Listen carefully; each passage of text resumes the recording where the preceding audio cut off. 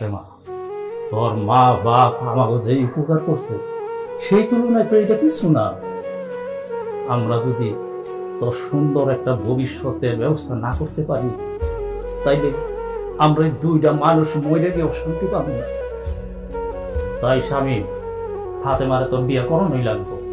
এটা বাপ হিসাবে তোর আমি একটা আদেশ দিলাম। আমার মাফ করো আব্বা, তোমার এই আদেশ আমি রাখতে পারবো না। কি আমার আদেশ তুই রাখতে পারবি না?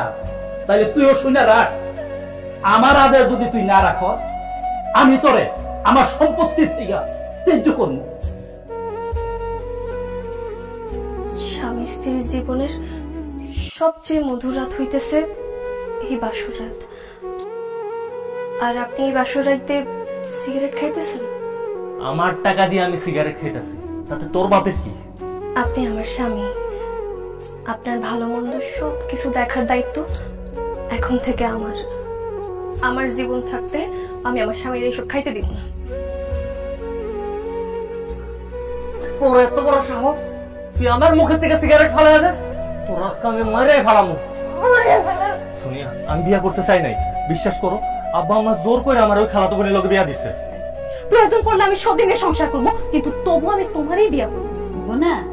আজকে ফাতেমা নিজের হাতে সব কিছু রান্না করছে না। কিরে উঠে গেলে যে খাবি না? না, খামো না।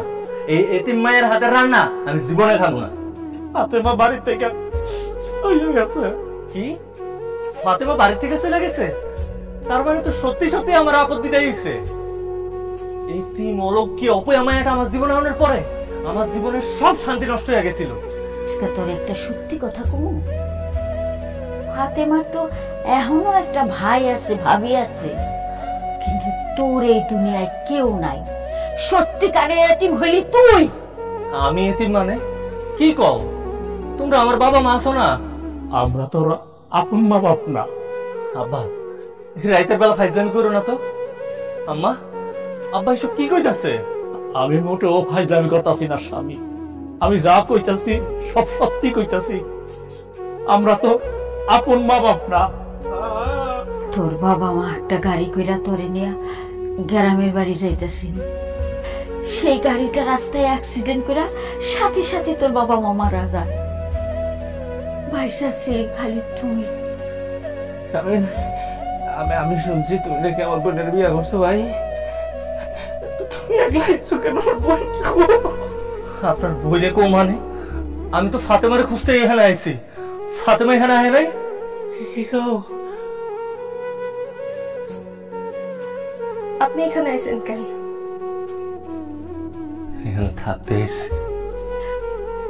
এইটা তো এতিমখানা, এখানে এতিমেরাই থাকে।